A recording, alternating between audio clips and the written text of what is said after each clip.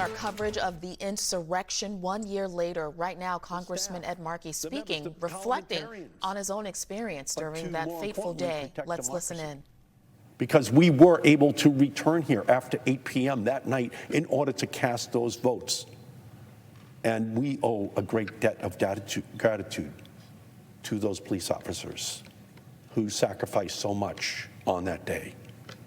But tragically, former President Donald Trump's big lie has turned into the big threat to our democracy.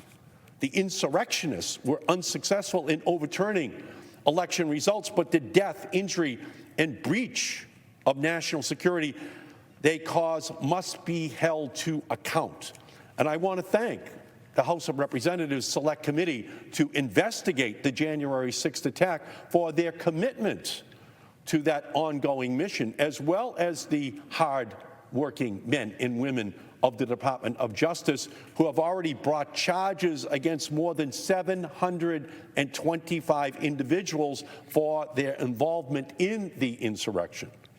Donald Trump does lie, but the video, text, and messages from January 6th do not lie.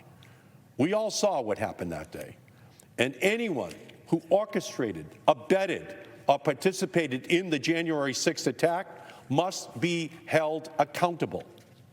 That includes those at the very highest level of our government. It means, as Attorney General Merrick Garland said, I was safe, even though I was not sure that I was. It occurred to me that I was in the same spot where I sat 44 years earlier as I watched my Uncle Dale being first sworn in to Congress. A beautiful memory. And now that memory is replaced by one of me sheltering myself from a violent mob, a mob whipped up by a former president pushing a cynical and dangerous lie, determined to overturn an election to keep us, Congress, from our constitutional duty to certify the election and ensure the peaceful transfer of power. As many of you know, for me personally, the path forward after January 6th has not been an easy one. It's been made more painful, however, by the fact that most of our colleagues on the other side of the aisle continue to accommodate that big lie that was the predicate for the attack on our country. As the speaker said, however, thankfully, gratefully, democracy won on that day. The insurrectionists lost. But January 6th is not over. January 6th is not behind us. The threat and the lie that fuels that threat continues to rear its head in other forms. That threat exists today in further threats of violence against elected and appointed officials meant to intimidate. That threat exists today in state legislatures and local clerks' offices across the country, where one party continues to try to undo the democratic process and make it harder for Americans to have their voices heard at the ballot box. If we, as members of Congress, all act with the same patriotism and courage that those brave law enforcement officers exemplified on January 6th, I know we can stop this ongoing effort to bend our democracy.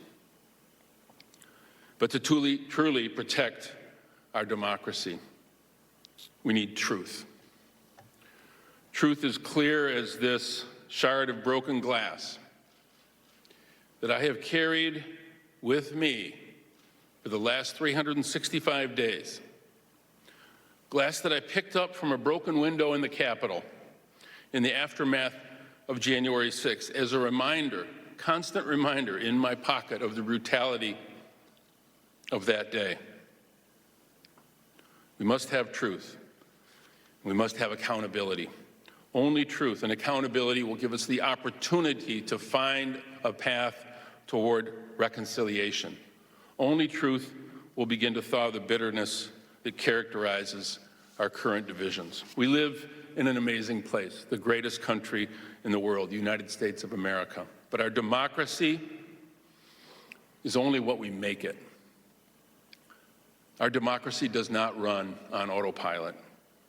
1 year ago, we came dangerously close to an attack to stop our democracy from succeeding in our country and for our country to heal and to move forward.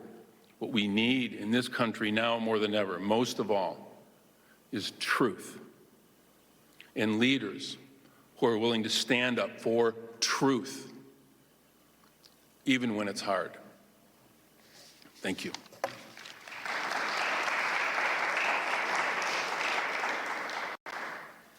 Thank you, Dan.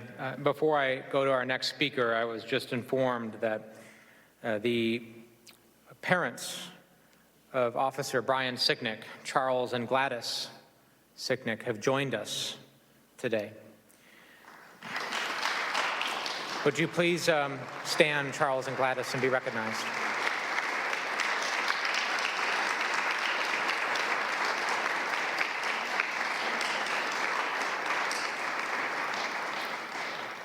And for those of you joining us at home, Brian Sicknick was an officer who gave his life on January 6, 2021, in defense of this Capitol, in defense of many of us.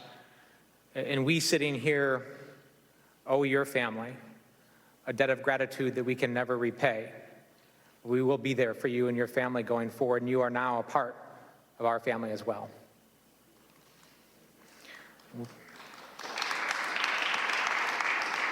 It's now my honor to recognize my friend Annie Kuster from the state of New Hampshire.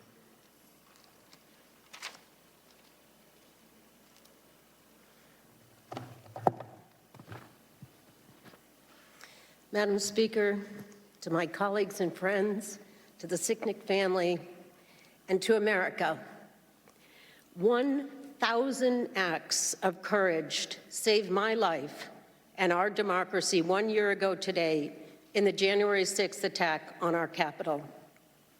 I am here today as both a survivor and a witness to the brutal and violent attack that threatened my life and continues to threaten the future of our democracy. America does not yet know just how close we, the members here in this room today, our nation, and our democracy, came to our demise that terrifying day. 1,000 acts of courage by the Capitol Police, by the DC Metro Police, by House staff, saved our lives and saved the future of our democracy. I was in the House gallery with my colleagues to witness the certification of the election of Joe Biden as our president and Kamala Harris as our historic vice president. We could hear the shouting and commotion in the hallway outside the gallery, and then the pounding on the door to the chamber as the members on the House floor were evacuated. Terror and adrenaline coursed through our bodies as we lay on the floor, hidden behind the gallery rail.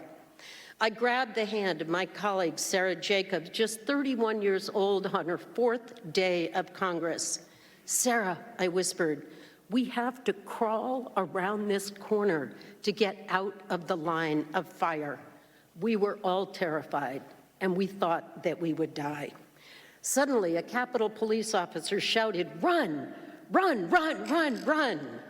We scrambled across the entire length of the gallery, crouching down, ducking down under the railings, terrified by the pounding on the door and the shouting outside the chamber. A tall, brave officer grabbed 4 of us and said, "I will get you to the elevator. I will get you to safety." As we ducked into the elevator, just as the raging rioters came charging down that 3rd-floor hallway, 1,000 acts of courage saved my life and saved our democracy by moments, not minutes. Every struggle slowed the monstrous mob, saving our lives. What would they have done to us? 40 or 50 feet, seconds away from us, bear spray, tear us limb from limb, kidnap or kill 4 members of Congress, or many, many more. Seconds later, our colleague Jason Crow, a former Army Ranger, heard the commotion in the hall and commanded the police to lock that last gallery door.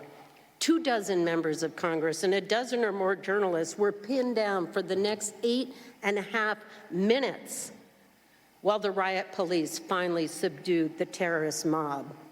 When my colleagues finally evacuated the gallery, the rioters were sprawled on the floor with guns to their heads, a combat scene that no one could begin to imagine in the halls of Congress. We survived that day. We are here today as survivors and witnesses. We returned to the chamber that night. At 3:30 a.m., we certified the election of President Joe Biden and Vice President Kamala Harris. But let us never forget how close we came. Let us carry 1,000 acts of courage in our hearts and act to save our democracy today and every day. God bless America.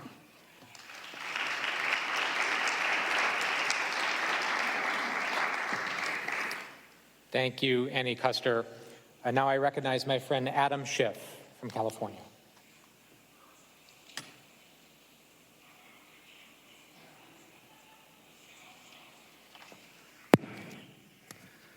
Thank you, Jason. Madam Speaker, my colleagues. 1 year ago, I was on the House floor when the mob attacked our Capitol. As one of a few members the Speaker had asked to manage the opposition to efforts to decertify the results of the presidential election, I had 6 arguments and 6 rebuttals to make on the challenges to the electors from 6 different states. And so I wasn't really paying attention to what was happening outside the building, to the growing mass of rioters, to efforts to break into the building. It was not until our leadership was swiftly removed from the chamber and police announced that we needed to take out our gas masks that I understood the full extent of the danger. When the order came to evacuate, I stayed behind for a while until 2 Republicans came up to me. One of them said, "You can't let them see you. I know these people. I can talk to these people. I can talk my way through these people.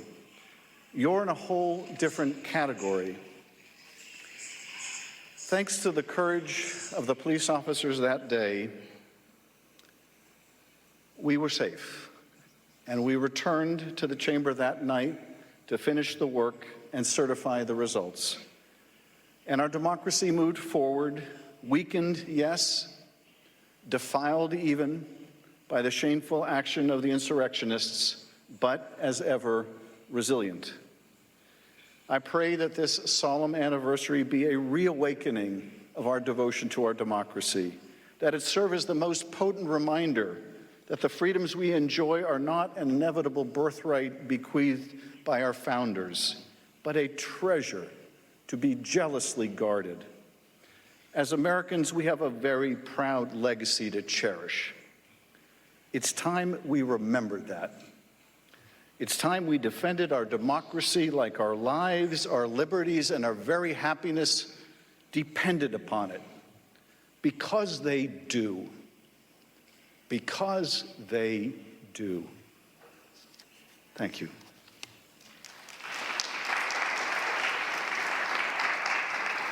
Thank you, Adam Schiff. I now recognize Val Demings from Florida.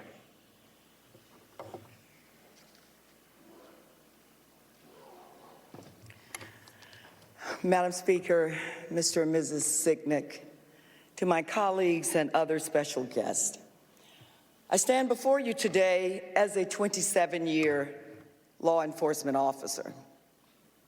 A police officer's oath of office says that I do solemnly swear that I will support, protect, and defend the Constitution and government of the United States against all enemies, foreign and domestic, that I will bear true faith, loyalty, and allegiance to the same, and that I am entitled to hold office under the Constitution, and that I will faithfully perform all of the duties under the Constitution, so help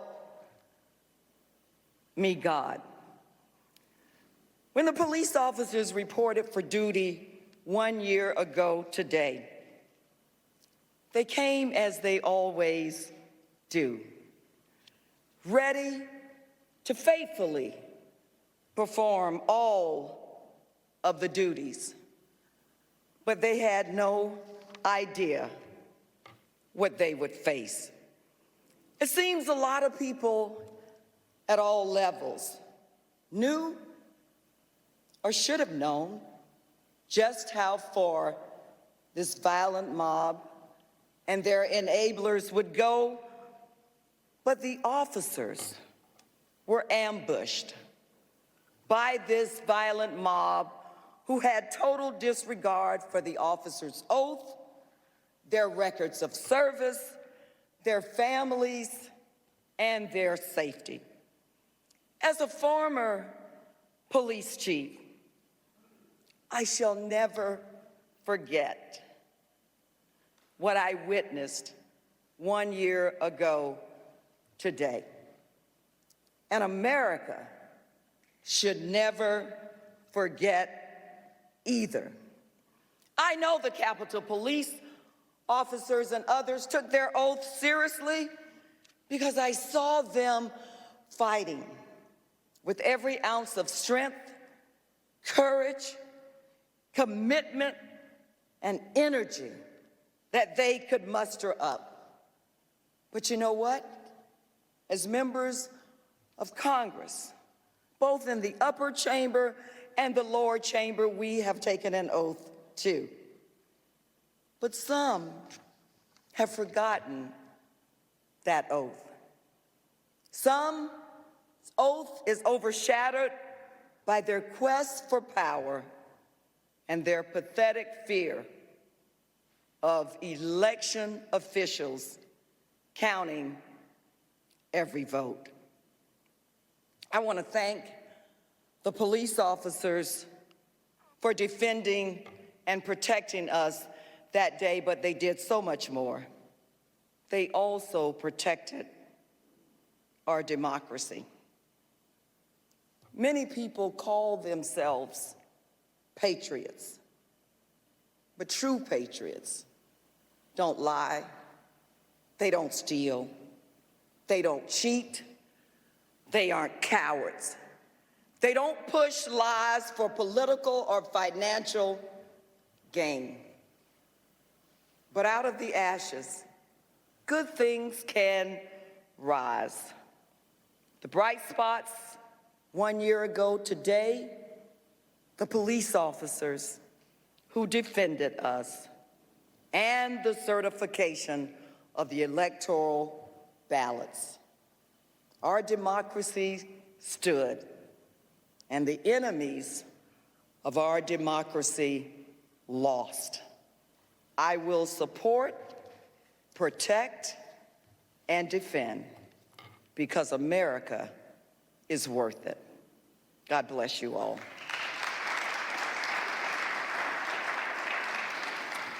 Thank you, Val Demings. And now I recognize my friend Colin Allred from the state of Texas.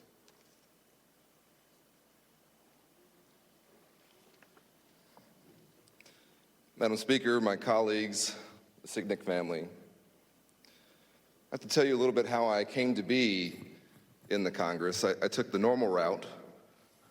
I was raised by a single mother, played in the NFL, went to law school, and became a civil rights lawyer. I thought when I left the NFL as a linebacker, where my job was to put people on the ground, that those abilities and the need to do that were over. On January 6th, along with my friends and colleagues, Hakeem Jeffries and Ruben Gallego and Eric Swalwell and others, Pete Aguilar, we took off our suit jacket coats on the House floor, the first time I've ever done that. And we were ready to try and defend our colleagues from whatever was going to come through those doors.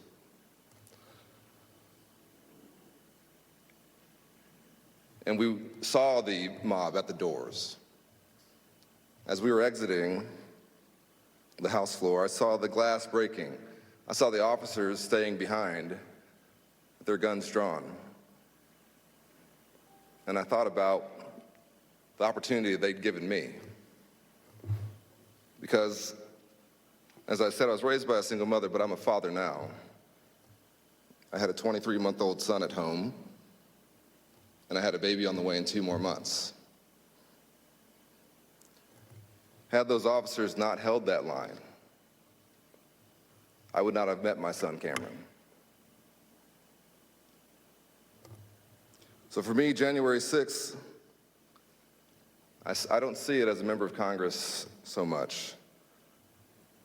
I see it as a father, as somebody who,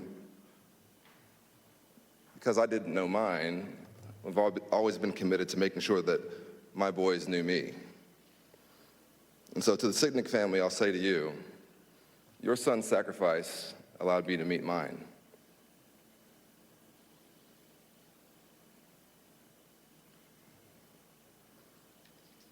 The overwhelming feeling I felt on January 6th was one of sadness. Sadness for our country. Sadness for the country that I thought I might have to leave to my boys. But in the time since then, and I really mean this, my sadness has become a resolve. I'm determined to do whatever I can to save our democracy, because it's worth saving. For my boys and the country they'll inherit, for their children and their children's children. We cannot let the mob, the authoritarians, people who, in President Bush's words, reject pluralism, reject modernity, reject our way of life, win. And that brings me to my final point, which is that, as so many of us have said, however long our republic stands, I don't think people will remember that we had to evacuate the House floor. I hope they won't. Or not only that, maybe. I hope they'll remember that we came back. While there was still blood on the walls, still broken glass on the floor, while we ourselves were shaken, we came back. And we voted to certify an American presidential election. It's my honor to serve with every single one of you. I'm sorry that we've gone through this together. But I tell you, our country's worth it. Our democracy is worth it. And the people in this room, to Mr. Meacham's words, are the ones who are standing in the breach. And I'm proud to stand with you. Thank you so much.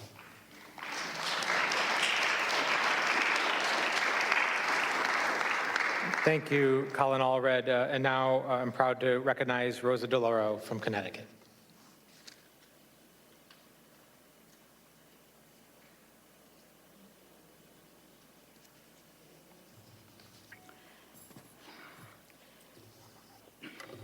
Madam Speaker, Mr. and Mrs. Sicknick, thank you. A thank you to Congressman Crow for presiding over this somber day of reflection and remembrance as we commemorate the one-year anniversary of the January 6th assault on this institution and the assault on our democracy. Just a year ago, Congressman Crow,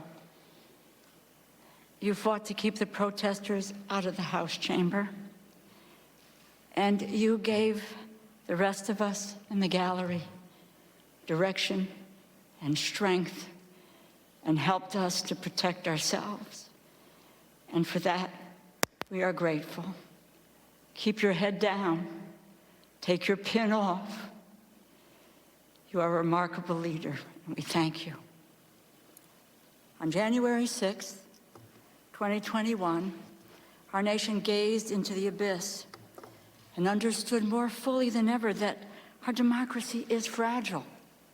A year later, it is difficult to comprehend the gravity of this attack on our democracy. But I will never forget that amid this insurrection, the Capitol Police who told us to, quote, hit the floor, grab the gas masks under our seats. I had no idea there were gas masks under our seats.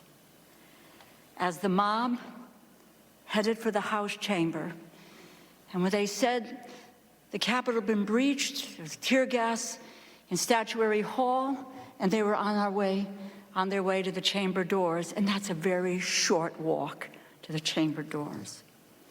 Trapped in the gallery with my colleagues, so many of here today, we held on to one another. We watched out for one another. We made sure that we could get over the railings or under the railings, and I'll never forget Marcy Kaptur, who said, this is a little bit like the limbo, over and under. And you had a little bit of levity. But we did. We looked back to say, are you with us? Let's go, as we made our way around the perimeter of the Capitol. And I will never forget lying on the floor behind those seats. And when the officer said, hit the floor, there are gunshots. We saw the chamber doors smashed. We saw the police with guns drawn, and we heard the shots from the Speaker's lobby. And I remember I was laying on the floor, and I had just a very little bit of juice left in my cell phone. And I wanted to call my husband. I wanted to call Stan. I was afraid to say, I love you, because it harkened back to September 11th and those last calls. So I just said, I'm all right. Tell the kids I'm all right. They are going to get us out of here. And I hung up the phone. And then when they did get us out through those ceremonial doors, we saw the rioters spread-eagled on the floor with the Capitol Police with guns standing over them. And they got us to safety. As my colleagues have said, they saved our lives at risk of their own. But we mark this day by also recognizing the resilience of our democracy. On that day, our institutions withstood the threat. We overcame the chaos. And let it be a reminder of just how remarkable America is. Together, we stood up for the Union, and we protected the basic functions of our democracy. We continued the quest to build a more perfect union. And the principles of our Constitution not only survived this crisis, but proved once again that our democratic system works and remains a beacon of hope for the world. And that is why it is so important that we continue to have a full investigation of those events 1 year ago, so that they never happen again. We seek the truth, recognize what happened, so that we can move forward. It is why we must safeguard our elections by passing voter rights legislation that will protect that right to vote. The right to vote is the ultimate defense against insurrection. It is why we must continue the work of the January 6th committee led by Congressman Benny Thompson and Congresswoman Liz Cheney. And that is why those of us who have the capacity, whatever committees we serve on, where we passed into law almost $1 billion to fund the Capitol Police and to secure the U.S. Capitol, the citadel of democracy. 1 year ago, our democracy was tested, but we prevailed. Our institutions and the rule of law triumphed on January 6th. And despite rioters and protests, we performed our constitutional duty. Yes, we were delayed but our efforts were undeterred. We pray for the officers and their families who made the ultimate sacrifice. We honor their sacrifices by taking a hard look at just what happened on that dark day and what we need to do to ensure such an alarming breach in our Capitol security never happens again. We must never forget January 6th. We must never lose sight of what happened, and we must never stop fighting for our democracy. In the immortal words of Alexis de Tocqueville, and I quote, "The greatness of America lies not in being more enlightened than any other nation, but rather in her ability to repair her faults." Let that be the enduring lesson of January 6th. Thank you, my colleagues, and God bless this institution and all of you.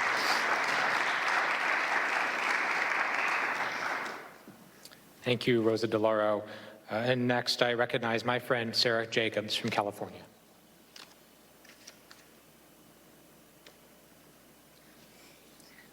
Well, thank you, Jason, for putting this on and for the glass of whiskey you poured me after we finally got back to our offices on January 6th. And Madam Speaker, thank you for your leadership during this time. January 6th was my 4th day in office. January 6th was my first time ever to the House Gallery. My team had to walk me there because I didn't know how to get through the Capitol yet.